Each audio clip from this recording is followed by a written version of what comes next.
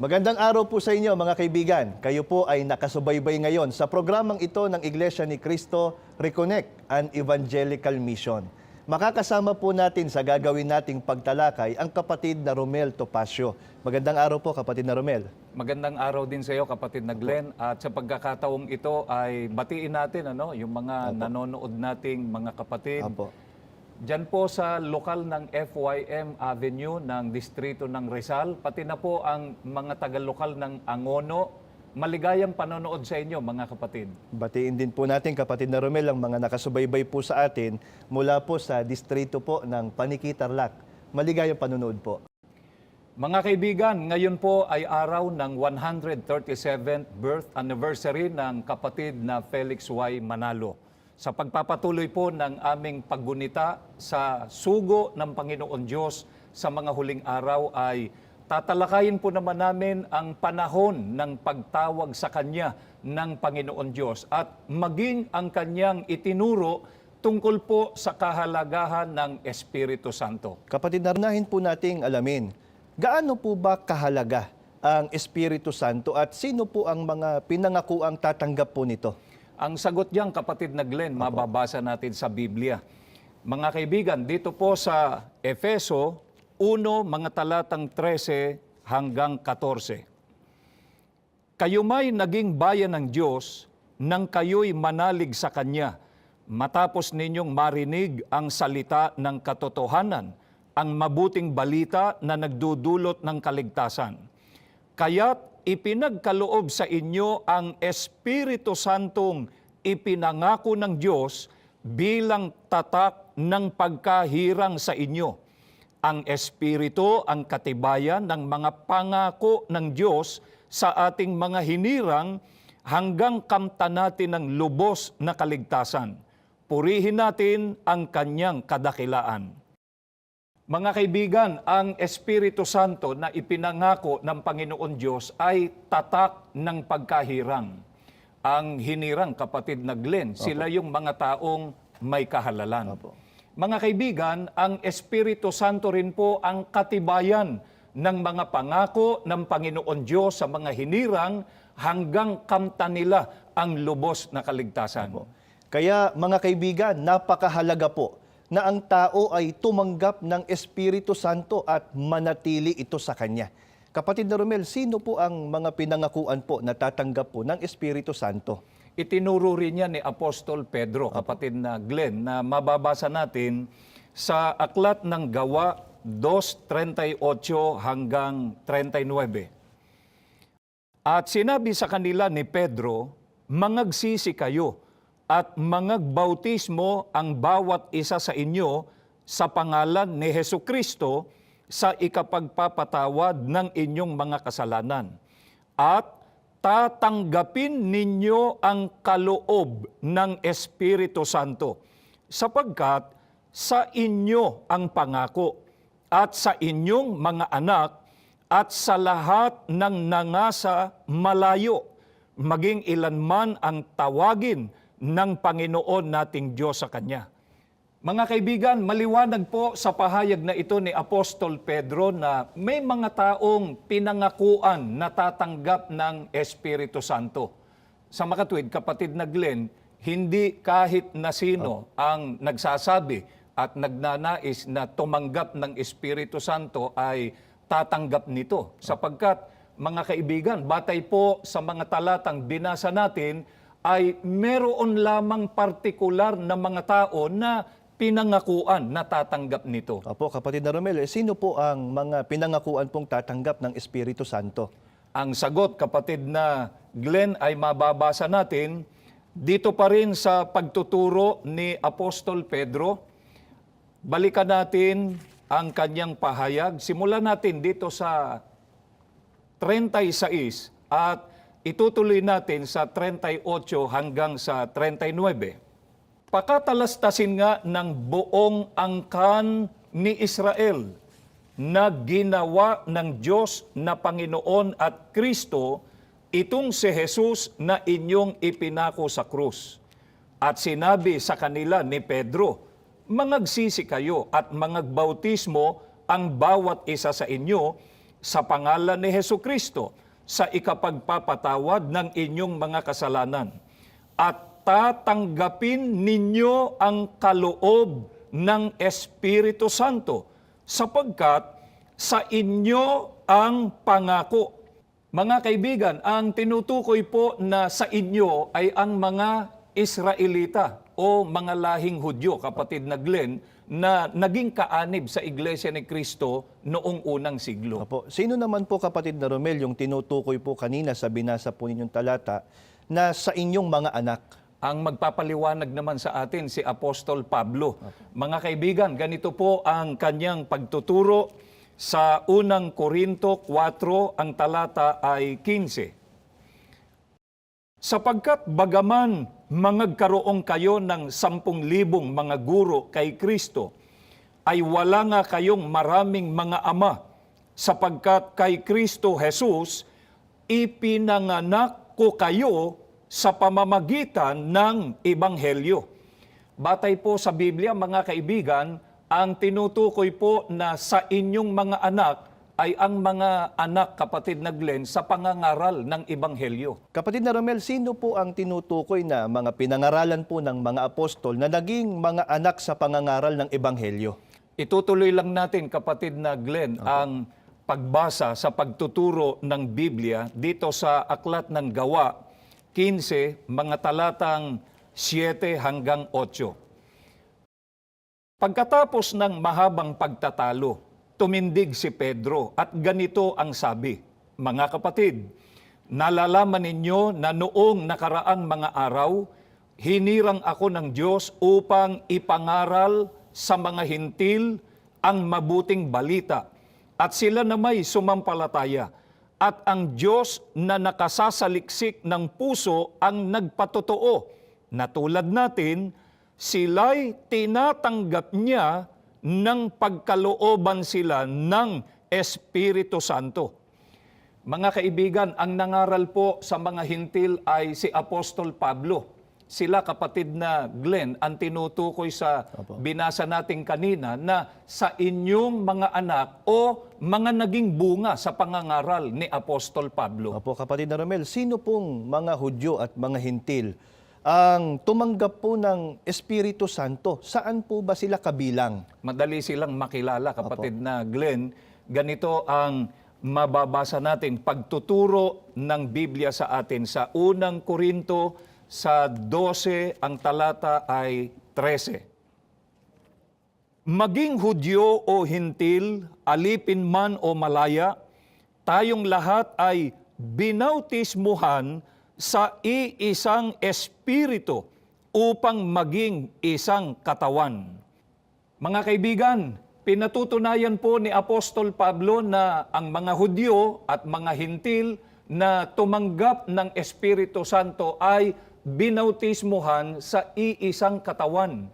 Kapatid na Glenn, yung iisang katawan na tinutukoy dito ay mababasa natin sa pagtuturo ng Apostol Pablo pa rin. Sa Kolosas 1, ang talata ay 18.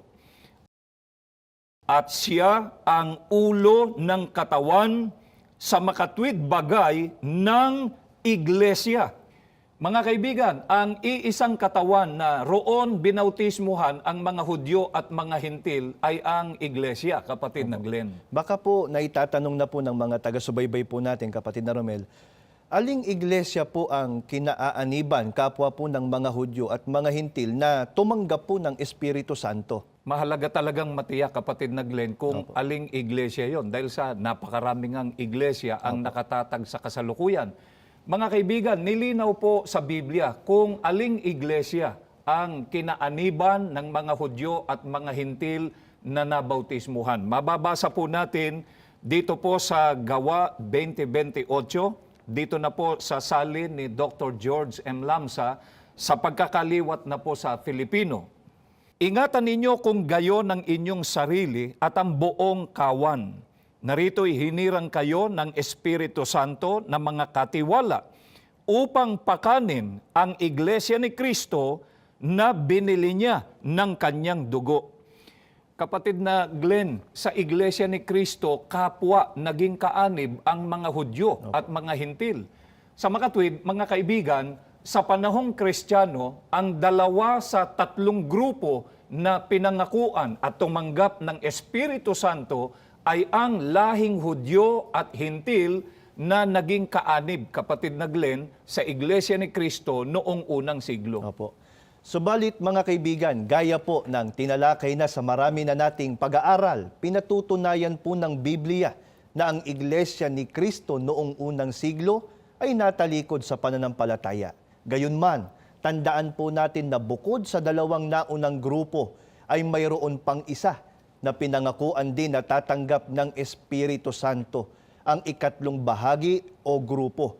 Kapatid na Romel, sino po ang ikatlong bahagi na pinangakuan din po na tatanggap ng Espiritu Santo? Balikan lang natin, kapatid na Glenn, yung binasa natin kanina, no? Yung Gawa 2:39. Opo. Mga kaibigan, babasahin po naman namin ang talatang yan sa isang salin po ng Biblia sa Rio Translation.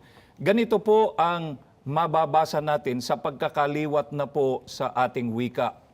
Sapagkat sa inyo ipinangako ang kaloob, sa inyo at sa inyong mga anak, at sa lahat ng nasa malayong mga panahon at mga dako, maging ilan man ang tawagin ng Panginoon nating Diyos sa Kanya. Ayon po sa hula o paunang pahayag ng Diyos, sa pamamagitan po ni Apostol Pedro, ang ikatlong bahagi o pulutong na pinangakuang tatanggap ng Espiritu Santo ay ang nasa malayong dako at nasa malayong panahon, kapatid na Glenn. Opo, kapatid na Romel, unahin po nating alamin. Alin po yung malayong dako na tinutukoy? Ganito ang sagot ng Biblia, kapatid na Glenn. Opo. Basahin natin yung kaugnay na hula. Opo. Dito po, mga kaibigan, sa aklat ng Isayas 43, ang talata po ay 5 sa salin ni James Moffat, sa pagkakaliwat na po sa ating wika. Mula sa malayong silangan, dadalhin ko ang iyong lahi, at mula sa malayong kanluran, titipunin kita. Ang binasa natin, kapatid na Glenn, ay isa sa mga hula pa rin ng ating Panginoon Diyos. Patungkol po ito, mga kaibigan, sa sugo ng Panginoon Diyos at sa kanyang gawain. Dito po, mga kaibigan, ay maliwanag na sinasabi na yung dako na pagmumulan ay malayong silangan o Far East. At ang bansang kinatuparan nito, kapatid na Glenn, sa marami na nating ginawang pag-aaral, ay ang bansang Pilipinas. Kapatid na Romel, meron po tayong naiwang tanong kanina kung alin po yung tinutukoy na malayong panahon. Ang babalikan natin, kapatid na Glenn, yung pahayag din ni Propeta Isaias sa hula. Binasa natin kanina Isaias 43:5. Ngayon naman, mga kaibigan, ay Isaias 43:6. Dito po sa saling New King James Version, sa pagkakaliwat sa Filipino. Ganito po ang mababasa natin. Aking sasabihin sa hilagaan, bayaan mo, at sa timugan, huwag mong pigilin. Dalhin mo rito ang aking mga anak na lalaki na mula sa malayo, at ang aking mga anak na babae na mula sa mga wakas ng lupa. Mga kaibigan, ayon po sa hula, ang panahon ng pagtawag sa ikatlong grupo ng mga tao na pinangakuan ng Espiritu Santo, ang sabi sa hula, kapatid na Glenn, ay mga wakas ng lupa. Opo. Kapatid na Romel, kailan po ang mga wakas ng lupa? Ang sagot, kapatid na Glenn, ay magmumula sa ating Panginoong Heso Kristo. Mga kaibigan, ganito po ang kanyang pahayag. Dito po sa aklat ng Mateo 24:3 at 33, pati na po mga talatang 6 hanggang sa 8. At samantalang siya'y nakaupo sa bundok ng mga olivo, ay nagsilapit sa kanya ng bukod ang mga alagad na nagsisipagsabi, sabihin mo sa amin, kailan mangyayari ang mga bagay na ito? At ano ang magiging tanda ng iyong pagparito at ng katapusan ng sanlibutan? Gayon din naman kayo, pagka nangakita ninyo ang lahat ng mga bagay na ito, ay talastasin ninyo na siya'y malapit na nasa mga pintuan nga. At mga kakarinig kayo ng mga digmaan at mga alingaw-ngaw ng mga digmaan. Ingatan ninyo na huwag kayong magulumihanan sapagkat kinakailangang ito'y mangyari datapwat hindi pa ang wakas, sapagkat magsisitindig ang bansa laban sa bansa at ang kaharian laban sa kaharian at magkakagutom at lilindol sa iba't ibang dako, datapwat ang lahat ng mga bagay na ito ay siyang pasimula ng kahirapan. Mga kaibigan, ang wakas ng lupa ay ang katapusan ng sanlibutan o ang ikalawang pagparito ng Panginoong Hesukristo. Ang mga wakas ng lupa naman ay ang panahong malapit na ang ikalawang pagparito ng Panginoong Hesukristo o ang wakas ng sanlibutan. Apo. Kapatid na Romel, paano po malalaman kung ang panahon po ay nasa mga wakas ng lupa na? Mga kaibigan, balikan natin yung pahayag ng Panginoong Hesukristo. Ang sabi niya, pagka nangakita ninyo ang lahat ng mga bagay na ito, ay talastasin ninyo na siya'y malapit na. Mga kaibigan, ang simula po ng mga pangyayari na makikita natin ayon sa ibinigay ng Panginoong Hesukristo na palatandaan ay ang pagsiklab ng digmaang aalingaw-ngaw o mapapabalita. Napatunayan na rin natin, kapatid na Glenn, sa marami na nating pag-aaral na ang katuparan ng digmaang ito ay ang naganap na unang digmaang pandaigdig noong Hulyo 27, 1914. Kapatid na Romel, baka po may nag-iisip po ng ganito sa mga nagsusuri po sa atin. Tayo lang naman daw po ang nagpapaliwanag po ng ganito. Meron po bang mga nagsalin po ng Biblia na nagpapatotoo na ang binabanggit po ng Panginoong Hesukristo na digmaang aalingaw ay ang unang digmaang pansanlibutan na nagsimula po noong 1914 o 1914? Meron, kapatid na Glenn. At mga kaibigan, yan po ang aming babasahin sa inyo ngayon. Bahagi po ito ng footnote ng Mateo 24:6 hanggang 8 ng salin pong The Last Days Bible. Pakinggan po ninyo. Yan po sa Mateo 24:6 hanggang 8. Ganito po ang nakalagay sa footnote.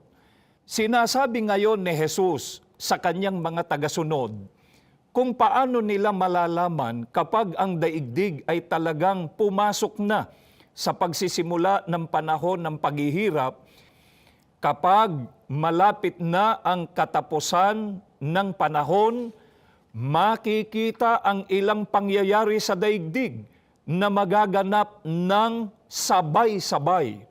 Ang mga pangyayaring iyon ay una, maraming bansa ang titindig o mag-aalsa laban sa iba pang mga bansa. Ikalawa, mga kaharian ay titindig o mag-aalsa laban sa mga kaharian. Ikatlo, mga pagkakagutom. Ikaapat, mga epidemya ng mga sakit.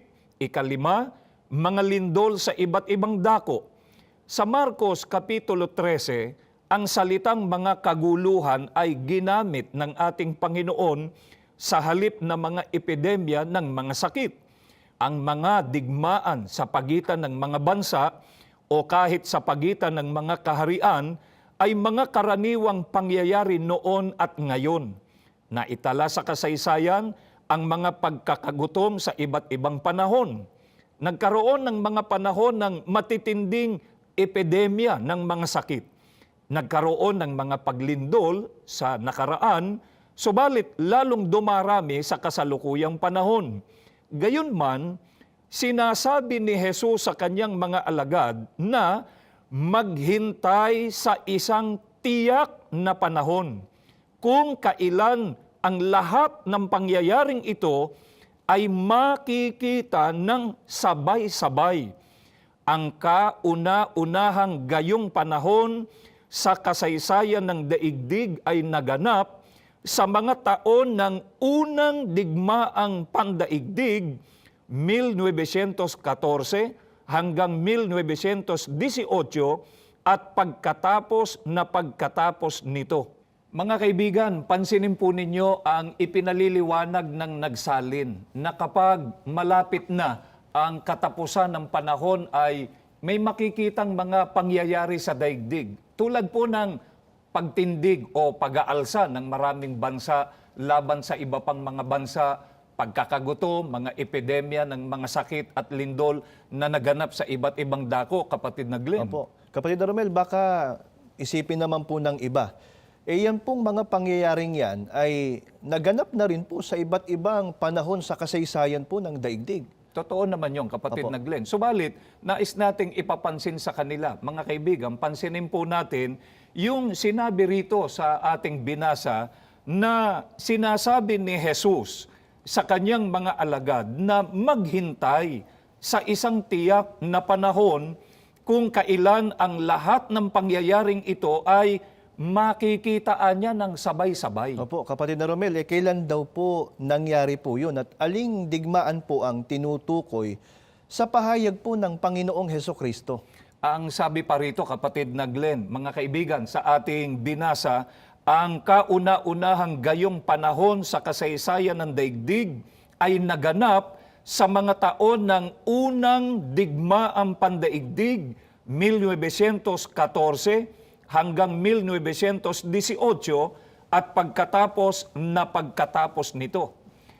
Kung gayon, mga kaibigan, ang pagsiklab po ng unang digmaang pandaigdig noong July 27, 1914 ay palatandaan po na ang panahon ng mundo ay nasa mga wakas ng lupa na. Sa panahong ito ng mga wakas ng lupa, itinakda po ng Panginoon Diyos ang pagtawag sa kanyang sugo at ang pagbangon ng huling gawain o ang pagtawag niya sa huling salit-saling lahi ng mga tao na bibigyan ng Panginoon Diyos ng karapatang dumyo sa Kanya. Natupad, kapatid na Glenn, yung paunang pahayag na ito ng ating Panginoon Diyos nang lumitaw o marehistro ang Iglesia ni Cristo dito sa bansang Pilipinas. Kaalinsabay nga ng unang digmaang pandaigdig, July 27, 1914, na sa Biblia, yan ay panahong mga wakas ng lupa. Kaya mga kaibigan, ang ikatlong bahagi o grupo ng mga tao na pinangako ang tatanggap ng Espiritu Santo ay ang mga kaanib sa Iglesia ni Cristo na lumitaw rito sa Pilipinas. Kapatid na Romel, sino po ang ginamit ng Diyos na kasangkapan upang matanggap ng mga kaanib sa Iglesia ni Cristo sa panahong mga wakas ng lupa ang Espiritu Santo? Isa pang hula, kapatid na Glenn, ang babasahin natin. Opo. Mga kaibigan, ito po naman ay nakasulat dito po sa Apokalipsis sa 7, mga talatang 2 hanggang 3. Ganito po ang ating mababasa. At nakita ko ang ibang anghel na umaakyat mula sa sikatan ng araw, na taglay ang tatak ng Diyos na buhay. At siya'y sumigaw ng tinig na malakas sa 4 na anghel na pinagkaloobang maipahamak ang lupa at ang dagat na nagsasabi, "Huwag ninyong ipahamak ang lupa kahit ang dagat, kahit ang mga punong kahoy, hanggang sa aming matatakan sa kanilang mga noo ang mga alipin ng ating Diyos." Ang sabi sa hula na binasa natin, kapatid na Glenn, ay nakita ko ang ibang anghel. Opo. Mga kaibigan, ang terminong anghel ay tumutukoy po sa tungkulin o gampanin na ang katumbas ay sugo, batay po sa Young's Literal Translation. Kaya ito po, mga kaibigan, ay hula sa sugo ng Panginoon Diyos mula sa sikatan ng araw o silanganan na ang kinatuparan po ay ang bansang Pilipinas. Ang sugo na hinuhulaan dito, kapatid na Glenn, ay ang kapatid na Felix Manalo. Sapagkat siya po ang nangaral, mga kaibigan, tungkol sa Iglesia ni Cristo na kanyang ipinarehistro sa Pilipinas noong July 27, 1914 o panahong mga wakas ng lupa. Opo. Mga kaibigan, batay po sa mga talatang binasa ng kapatid na Romel, ang patutuon ng hula tungkol sa sugo ng Diyos o sa kapatid na Felix Manalo ay taglay niya ang tatak ng Diyos na buhay. Kung gayon, ang gawain po ng sugo at ng mga katulong niya sa gawain ay pagtatatak sa mga alipin ng Diyos. Kapatid na Romel, alin po ba yung tinutukoy na tatak at papaano po ang pagtatatak? Bayaan nating Biblia ang patuloy na magpaliwanag, Opo. kapatid na Glenn. Mga kaibigan, ang sagot mababasa po natin sa aklat ng Efeso 1, mga talatang 13 hanggang sa 14. Nasa Kanya'y kayo rin naman, pagkarinig ng aral ng katotohanan ng Ebanghelyo ng inyong kaligtasan. Nasa Kanya rin naman, mula nang kayo'y magsisampalataya, ay kayo'y tinatakan ng Espiritu Santo na ipinangako, na siyang patotoo sa ating mana hanggang sa ikatutubos ng sariling pag-aari ng Diyos sa ikapupuri ng Kanyang kaluwalhatian. Mga kaibigan, ayon po sa Biblia, ang tatak ay ang Espiritu Santo na ipinangako. Ang pagtatatak ay pangangaral po ng Ebanghelyo. Ang matatatakan, yung mga nakarinig, kapatid na Glenn, ng Opo. pangangaral at sumampalataya sa aral na itinuro ng sugo. Sa makatwid, mga kaibigan, ang pinangaralan po ng sugo at ng mga katulong niya na sumampalataya at nabautismuhan sa Iglesia ni Cristo, sila ang tatanggap ng kaloob na Espiritu Santo. Opo. Kaya mga kaibigan, kapag ang tao ay hindi kabilang sa gawaing ito ay hindi siya tatanggap ng Espiritu Santo sapagkat hindi siya kasama sa pinangakuan ng Diyos. Kaya po mga kaibigan, sa pangunguna po ng aming namamahala, ang kapatid na Eduardo V. Manalo, ay hindi po kami nagsasawa na anyayahan kayo na magsuri sa Iglesia ni Cristo at umanib dito upang matanggap din po ninyo ang Espiritu Santo. Napakahalaga po na matanggap natin ang Espiritu Santo sapagkat ito ang patutuo na tayo ay magtatamo ng kaligtasan at buhay na walang hanggan sa araw ng paghuhukom. Maraming salamat po sa inyong pagsubaybay.